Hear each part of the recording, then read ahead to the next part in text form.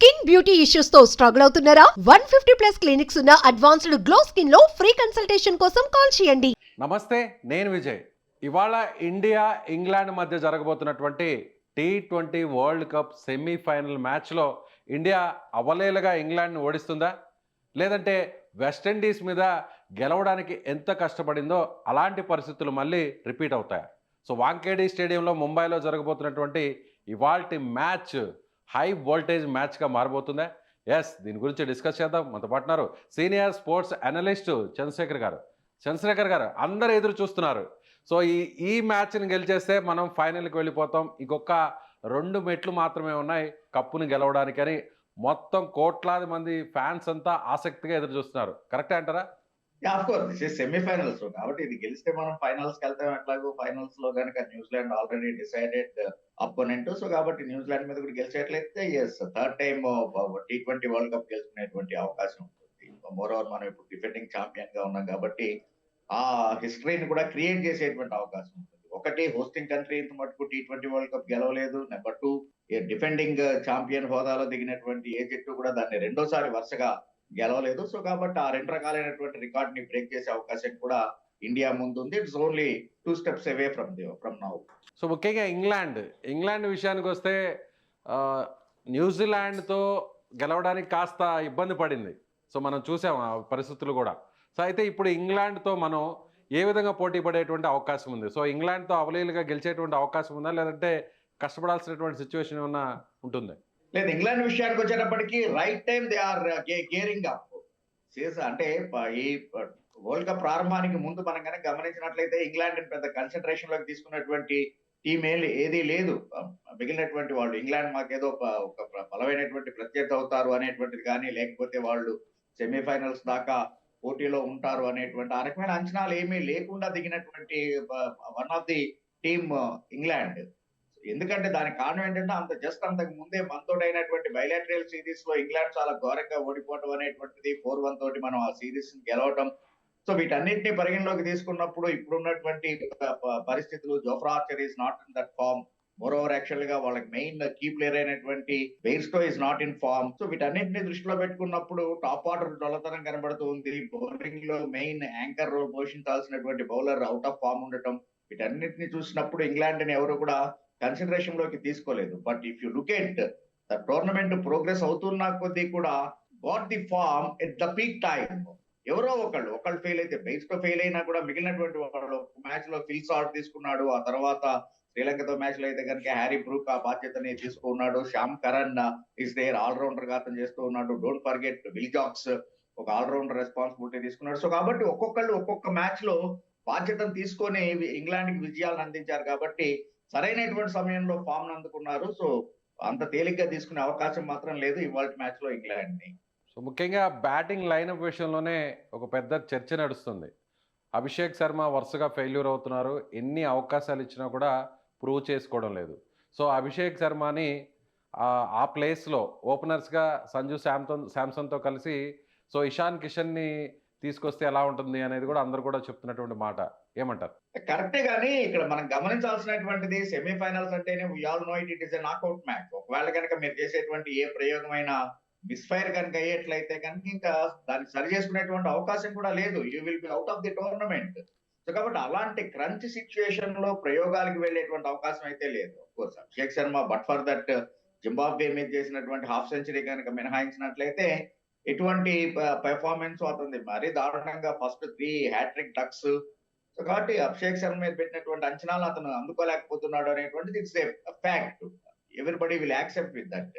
But Abhishek శర్మలో ఉన్నటువంటి out అయినటువంటి విధానాలని గమనించినట్లయితే మీరు ఒకటి, రైట్ ఫ్రమ్ బాల్ నెంబర్ 1 నుంచి కూడా అవుట్ ఆఫ్ ది పార్క్ పంపించాలనేటువంటి ఉద్దేశంతో ఆడుతూ ఉన్నాడే కానీ బాల్ యొక్క మెరిట్ ఆఫ్ ది బాల్ తోటి ఆడేటువంటి ప్రయత్నం అతను చేయట్లేదు. బహుశా అది సీనియర్ ప్లేయర్లు కావచ్చు, లేకపోతే ఈవెన్ కోచ్ గంభీర్ కావచ్చు, అలాగే బ్యాటింగ్ కోచ్, వీళ్ళందరూ కూడా మేబీ అతన్ని ఆ విధంగా అతనికి కొంచెం కౌన్సిలింగ్ చేసి ఉండేటువంటి అవకాశం ఇప్పటికే ఉంది. ఎందుకంటే మనకున్నటువంటి వార్తలు బట్టి కూడా నిన్న అందరికన్నా ఎక్కువగా నెట్స్ లో ప్రాక్టీస్ చేసినటువంటిది అభిషేక్ శర్మే, మిగిలినటువంటి బ్యాటర్స్ అందరికన్నా కూడా. ఆశ్చర్యంగా ఆ తర్వాత హార్దిక్ పాండ్యా అంతసేపు స్పెండ్ చేశాడు నెట్స్ లో. Abhishek Sharma and Hardik Pandya only sweat to that practice session. So అందుకని అభిషేక్ శర్మని మార్చేటువంటి అంటే ఓపెనింగ్ జోడీని మార్చేటువంటి అవకాశం లేదు. దానివల్ల ఏమవుతుందంటే ఆల్రెడీ ఇషాన్ కిషన్ అండ్ అభిషేక్ శర్మని ట్రై చేసాం మనం. ఇషాన్ కిషన్ మంచి ఫామ్ లో ఉన్నటువంటి సమయంలో అతను తీసుకొచ్చి నెంబర్ 3 లో ఆడించాము. క్రంచ్ మ్యాచ్ లాస్ట్ ఇది వెస్ట్ ఇండీస్ తోటి జరిగినటువంటి సూపర్ 8 దాంట్లో మనం ఇషాన్ కిషన్ ని నెంబర్ 3 లో ఆడించాము. సో కాబట్టి ఆల్రెడీ అతను నెంబర్ 3 ఏస్ అనేటువంటి దానికి ప్రిపేర్ అయిపోయి ఉన్నాడు. అలాంటి సందర్భంలో మళ్ళా కనుక షఫిల్ చేసేట్లయితే ప్లేయర్ మీద ఒత్తిడి అనేటువంటిది పడుతుంది. అందుకనే గ్యారీ కిస్టన్ మాటని కనుక గమనించినట్లయితే డెఫినెట్ గా ఒక్కొక్క దానికి ఒక్కొక్క స్పెషలిస్ట్ ప్లేయర్ ఉంటాడు. ఒకసారి అతన్ని కనుక అతను అక్కడ కుదురుకునేందుకు మీరు కొంత సమయం ఇచ్చిన తర్వాత మళ్ళా మార్పులు చేర్పులు చేసేట్లయితే అతని ఆట మీద ఆ ప్రభావం ఉంటుంది అనేటువంటి. So you have to remember all these we have to. అందుకని ఇప్పుడు మార్చేటువంటి బ్యాటింగ్ ఆర్డర్ ని మార్చే అవకాశం అయితే నాకు కనబడలేదు. ఒకటి లెఫ్ట్ అండ్ రైట్ కాంబినేషన్ కనిపిస్తూనే ఉంది. అండ్ అభిషేక్ శర్మ ఒకవేళ సెటిల్ అయితే కనుక ఎంత విధ్వంసకరమైనటువంటి more than Sanju Samson or even more than Ishan Kishan. So అందుకని I don't think there will be any changes in the batting order for. కానీ ఆ ప్రెషర్ ని హ్యాండిల్ చేయలేకపోతున్నాడు. అంటే ఈ T20 వరల్డ్ కప్ లో చూస్తే ఎక్కడ కూడా స్వేచ్ఛగా ఆడే పరిస్థితి అభిషేక్ శర్మ ఆటలో కనిపించట్లేదు. సో నార్మల్గా ద్వైపాక్షిక సిరీస్లో చూసినట్లయితే మనకి అభిషేక్ శర్మ అద్భుతంగా ఆడారు. కానీ వరల్డ్ కప్లకు వచ్చేసరికి అక్కడ చతికిలు పడిపోయేటువంటి పరిస్థితి కనిపిస్తుంది. ఏమంటారు? విజయ్, ఇక్కడ గమనించాల్సినటువంటిది మనం వరల్డ్ కప్ ప్రారంభానికి ముందు ఇండియా గురించి మాట్లాడుకుంటున్నటువంటి సందర్భం, ఇండియా బలాలు బలహీనతలు వీటి గురించి మాట్లాడుకుంటున్నప్పుడు అంటే కర్టెన్ రైజర్ లో మనం మాట్లాడుకున్నది ఏంటి అంటే the main strength will be Abhishek Sharma అనేటువంటిది. బికాస్ వరల్డ్ కప్ ప్రారంభానికి ముందు అభిషేక్ శర్మ చూపించినటువంటి ఫామ్ కావచ్చు, ఈవెన్ ఈ రోజున మనం ఆడుతున్నటువంటి ఇంగ్లాండ్ కి విరుద్ధంగా బైలాటరల్ సిరీస్ లాస్ట్ ఇయర్ గుర్తుంటే కనుక ఏకంగా 55 balls లోనే 135 runs ద వే అతను ఆడినటువంటి విధానం ఇదంతా కూడా దాన్ని దృష్టిలో పెట్టుకున్నప్పుడు అభిషేక్ శర్మ మీద ఎక్స్పెక్టేషన్స్ చాలా ఎక్కువగా ఉన్నాయి. ఎప్పుడైతే అంత హెవీ బ్యాగేజ్ షోల్డర్స్ మీద మోసుకుంటూ అతను వచ్చాడో, ఒకటి వరల్డ్ కప్ ఎట్లాంటి వాళ్ళకైనా కానీ ఆ ప్రెషర్ అనేటువంటిది ఉంటుంది. రెండోది హై ఎక్స్పెక్టేషన్స్, టీం మొత్తం నా మీదే రిలే అయింది అనేటువంటి భావనలో అతను ఉండటం, ఇంకా ఇమ్మెచ్యూర్డ్ ఒక రకంగా చెప్పుకోవాలని. Because his international career is very less compare చేసుకుంటే కనుక. సో ఈ ఫ్యాక్ట్స్ అన్నింటినీ మీరు కన్సిడరేషన్ లోకి తీసుకున్నట్లయితే కనుక సహజంగా ఆ ఒత్తిడిని హ్యాండిల్ చేయడంలో ఎప్పుడైతే హై ఎక్స్పెక్టేషన్స్ ఉంటాయో వాటిని ఇంకా డబుల్ చేయాలి నా నుంచి ఉండేటువంటి ఎక్స్పెక్టేషన్ అనేటువంటి ఆ ఇమ్మెచ్యూరిటీనెస్ వల్ల అభిషేక్ శర్మ ఫెయిల్ అయినటువంటి విధానం చూసాం. But over the matches first 3 hat-trick డ్రగ్స్ తర్వాత అతను వికెట్ మీద ఆగినటువంటి విధానం కావచ్చు, లేకపోతే కనుక ఒకసారి కుదురుకున్న తర్వాత జింబాబేతో ఆడినటువంటి ఇన్నింగ్స్ కావచ్చు కాక ఈవెన్ యాక్చువల్ గా లాస్ట్ వెస్టిండీస్ తో జరిగినటువంటిది కూడా కేవలం 10 runs చేయొచ్చు కాక వే యాక్చువల్లీ హిట్ ది బౌండరీ ఆ 6 కొట్టినటువంటి దాని కనుక చూస్తే కనుక అతని కాన్ఫిడెన్స్ లెవెల్ ఎంత ఉంది అనేటువంటిది అర్థమవుతుంది. కాబట్టి ఏదో అంటారు కదా, మొత్తం గిన్నెంతా మీరు వెతకక్కర్లేదు, చూడక ఒక మెతుకుని కనుక చూసేట్లయితే తెలుస్తుంది అన్నం ఉడికిందా లేదా అనేటువంటిది. సో ఆ రకంగా ఆ 6 ఒకటి నిజంగా that given me confidence. Abhishek Sharma మీద నాకు నమ్మకాన్ని కలిగించినటువంటి షాట్ అది లాస్ట్ విండీస్ తోటి ఆడినటువంటి. సో తనకి తను ఆల్రెడీ ఆ కాన్ఫిడెన్స్ జోన్ లోకి వచ్చాడు కాబట్టి ఇవాళ ఇబ్బంది ఉండదని నేను అనుకుంటున్నాను. సో అభిషేక్ శర్మ తర్వాత కూడా అందరు ఎక్స్పెక్టేషన్ ఆ తర్వాత ఉన్నింది సూర్యకుమార్ యాదవ్ లీగ్స్లో చూస్తే కేవలం ఒక్క మ్యాచ్లో మాత్రమే తను ఆడాడు, అమెరికా మ్యాచ్తో అనుకుంటా బహుశా. తర్వాత చూస్తే అనుకున్న స్థాయిలో కెప్టెన్ ఇన్నింగ్స్ ఎక్కడా కూడా నిలబెట్టే ప్రయత్నం కానీ ఆడే ప్రయత్నం ఎక్కడ కూడా చేయట్లేదు, వరుసగా విఫలమవుతున్నాడు. అనుకున్న విధంగా కూడా సో అతను స్టాండర్డ్గా ఒక బ్యాటింగ్ని కొనసాగించలేకపోతున్నాడు అనేటువంటి విమర్శలు ఉన్నాయి. ఏమంటారు? ఒక రకంగా ఆన్ పేపర్ చూస్తే ఇది కరెక్టే కానీ but if you look at that సహజంగానే నెంబర్ 3 లో వచ్చేటువంటిది నెంబర్ 4 లో వచ్చాడు, ఆ తర్వాత నెంబర్ 5 బ్యాటింగ్. సో కాబట్టి తనకి తను అంటే టీమ్ ఇంపార్టెన్స్ ని బట్టి టీం యొక్క రిక్వైర్మెంట్స్ దృష్ట్యా బీయింగ్ ఏ క్యాప్టెన్ తనకి తను సాక్రిఫైస్ చేసుకుంటూ డౌన్ ది ఆర్డర్ బ్యాటింగ్ వస్తూ ఉన్నటువంటి సూర్యకుమార్ యాదవ్ లాంటి పనిచినట్టే ఈవెన్ యాక్చువల్ గా డౌన్ ది ఆర్డర్ వచ్చినా కూడా అతని నుంచి కావాల్సినటువంటి ఉపయోగకరమైనటువంటి పరుగులు అయితే లభిస్తూ ఉన్నాయి. ఈవెన్ విండీస్ తోటి మనం వెస్టిండీస్ తోటి గెలిచాము, సంజు శాంసన్ ఆకాశానికి ఎత్తేసాము అంటే దానికి కారణం యాక్చువల్ గా ఫస్ట్ లోనే వికెట్లు పడిన సందర్భంలో the way Suryakumar Yadav being a captain సంజుకి ఇచ్చినటువంటి ఒక ఎండలో ఇచ్చినటువంటి సపోర్ట్ కావచ్చు, లేకపోతే కనుక అతన్ని అంటే అతను చేసినటువంటి ఆ క్రూషియల్ 27 runs భాగస్వామ్యం అనేటువంటిది దట్ T20 క్రికెట్ లో అంటేనే బిట్స్ అండ్ పీసెస్ ఇదిలో కాబట్టి తన యొక్క కాంట్రిబ్యూషన్ మామూలుగా చెప్తూ ఉంటాం కదా, సినిమాలో వచ్చేటప్పటికి నాది చాలా చిన్న రోల్ 5 నిమిషాలే ఉంటుంది బట్ కథని మలుపు తిప్పేటువంటి క్యారెక్టర్ ఉంటుంది నాది అని చెప్పేసి మనం వింటూనే ఉంటాం మనం. సో అలాగనే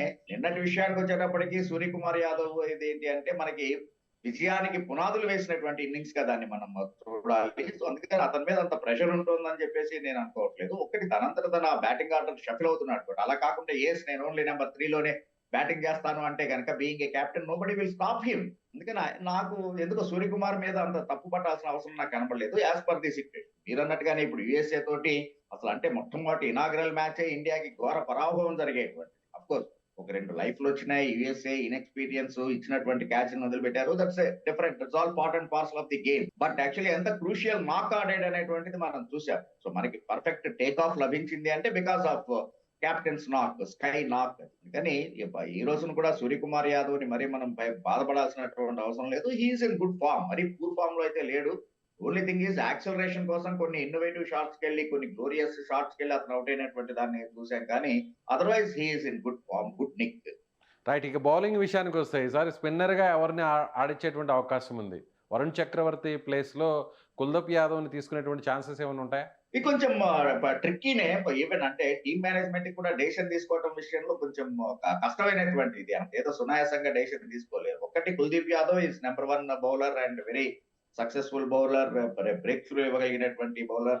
and wristy spinner always will be a dangerous person all together. కానీ ఇది సెమీఫైనల్స్ మ్యాచ్, ఇక్కడ ఎక్స్పెరిమెంట్ చేసేటువంటి పరిస్థితి లేదు. మళ్ళీ అదే వరుణ్ చక్రవర్తి లాస్ట్ 3 మ్యాచెస్ అయితే కనుక అనుకున్నటువంటిది కాదు. ఈవెన్ యాక్చువల్ గా వెస్టిండీస్ మీద అయితే కనుక ఈ కన్సిడర్డ్ 10 runs per over, ఒక వికెట్ తీసుకున్నా కూడా. But 10 runs per over, 4 overs 40 runs అనేటువంటిది వరుణ్ చక్రవర్తి క్యాలిబర్ కి చాలా తక్కువగానే ఉంటుంది.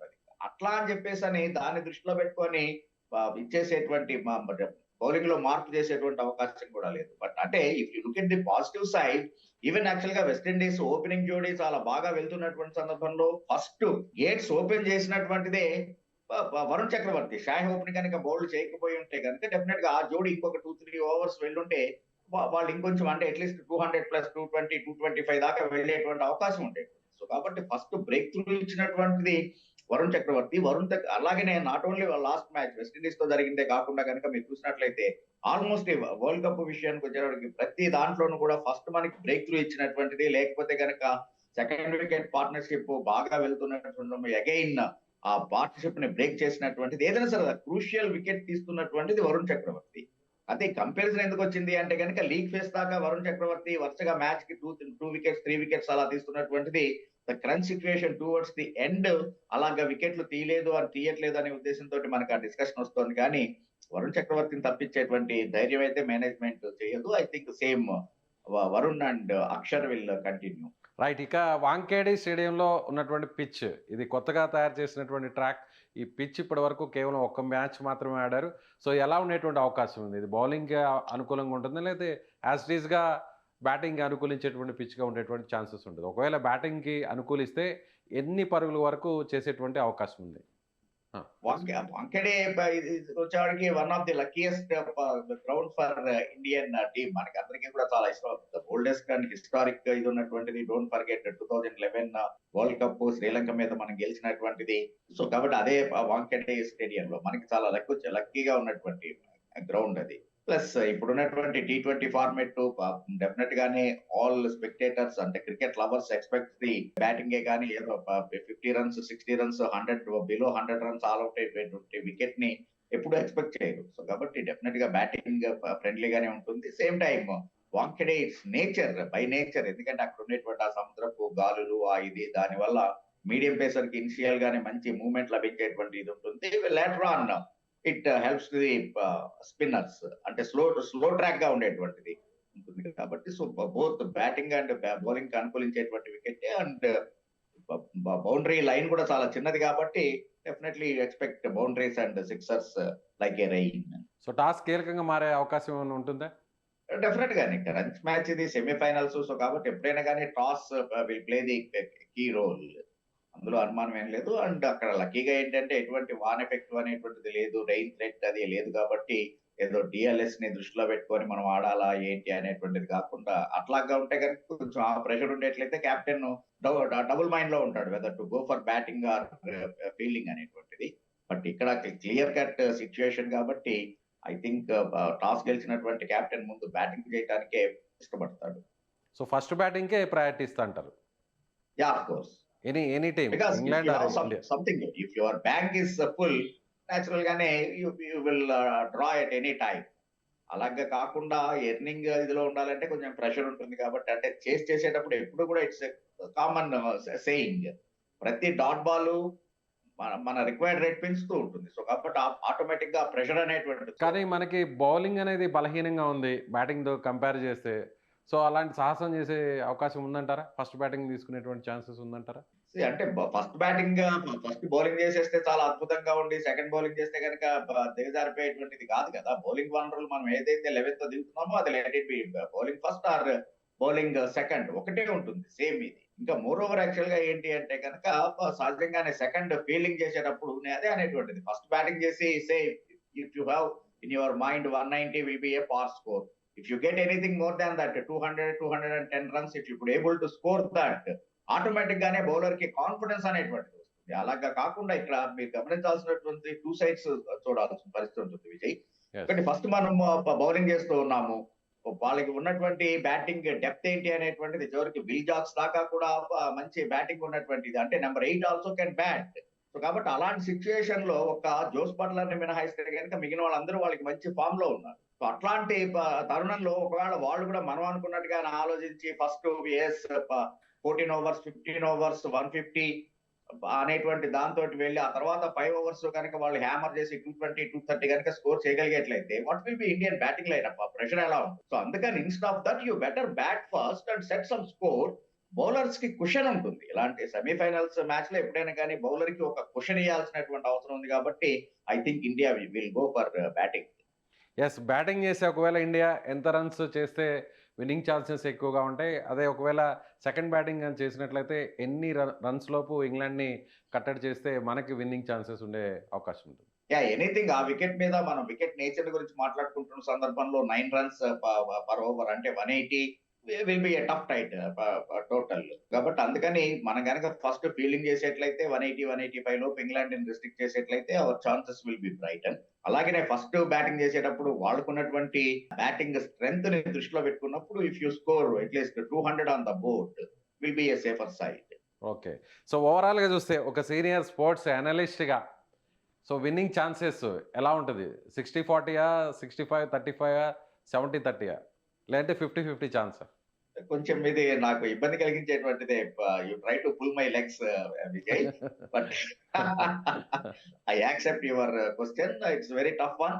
I feel it is just 55 and 45 in favour of so, tough గానే ఉంటుందయితే. ఇండియాకి 45% ఇంగ్లాండ్ కి. So you cannot discount England's fighting spirit. So, margin just 5% మాత్రమే ఇచ్చారు. ఇద్దరు రెండు సార్లు వరల్డ్ కప్ గెలిచినటువంటి వాళ్ళమే. ఈవెన్ యాక్చువల్ కంటే బైలాటరల్ సిరీస్ ని మినహాయిస్తే కనుక వరల్డ్ కప్ ఈవెంట్స్ లో ఇద్దరికి ఈక్వల్ 50-50 విన్నింగ్ పర్సంటేజ్ లో ఉన్నటువంటి వాళ్ళమే. ఒకసారి వాళ్ళు గెలిస్తే లాస్ట్ టైం మనం గెలవడం అనేటువంటి.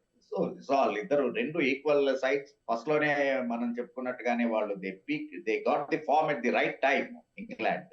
అందుకని పెద్ద మార్జిన్ ఏమి ఉండదు. Definitely it will be India కాబట్టి Indian fans should be in happy mood. So 55 and 45. Otherwise it is 100% 50-50. Right sir. Right. Thank you so much. So, ఎక్సలెంట్‌గా మీరు మీ అనాలిసిస్‌ని ఇచ్చారు. చూద్దాం మరికొన్ని గంటల్లో ప్రారంభం కాబోతున్నటువంటి ఇండియా ఇంగ్లాండ్ సెమీఫైనల్ మ్యాచ్ కోసం యావత్తు దేశమంతా కూడా కోట్ల మంది భారతీయులు క్రికెట్ ఫ్యాన్స్ ఎదురు చూస్తున్నారు. సో, ముంబైలోని వాంఖేడే స్టేడియంలో జరగబోతున్నటువంటి ఈ మ్యాచ్ ఎప్పట్లాగే ముంబై వాంఖేడే స్టేడియం అనగానే సో, ఈ గ్రౌండ్‌లోనే మనం వరల్డ్ కప్‌ని గెలిచినటువంటి పరిస్థితి, ఫైనల్ మ్యాచ్‌ని గెలిచాం. సో, లక్కీ గ్రౌండ్‌గా చెప్పేటువంటి ఈ స్టేడియంలో సో, మళ్ళీ సెమీఫైనల్‌లో ఇండియా గెలవాలని కోట్ల మంది భారతీయులు ఎదురు చూస్తున్నారు. సో, స్పోర్ట్స్ అనలిస్ట్ చంద్రశేఖర్ గారు చెప్తున్నట్టుగా ఖచ్చితంగా ఈ మ్యాచ్ ఇండియాకి కాస్త విన్నింగ్ ఛాన్సెస్ ఎక్కువగా ఉంటాయి. కాబట్టి మ్యాచ్ అయితే మాత్రం హోరాహోరీగా సాగేటువంటి అవకాశం ఉంది. సో, ఇండియాకి 55% గెలిచేటువంటి అవకాశాలు ఉంటే సో, ఇంగ్లాండ్‌కి 45% విన్నింగ్ ఛాన్సెస్ ఉన్నట్టుగా ఆయన చెప్తున్నారు. మీరేమనుకుంటున్నారు? సో, ఇండియా గెలిస్తే ఎంత విన్నింగ్ ఛాన్సెస్ ఉంటాయి? ఇండియా ఒకవేళ ఫస్ట్ బ్యాటింగ్ చేస్తే ఎంతలోపు ఇండియా స్కోర్ చేస్తే విన్నింగ్ ఛాన్సెస్ ఉంటాయి? ఒకవేళ ఇండియా సెకండ్ బ్యాటింగ్ చేస్తే ఇంగ్లాండ్‌ని ఎంత రన్స్ లోపు కట్టడి చేయాలి? యెస్. మీ అభిప్రాయాన్ని కామెంట్ రూపంలో తెలియచేయండి. Thank you so much.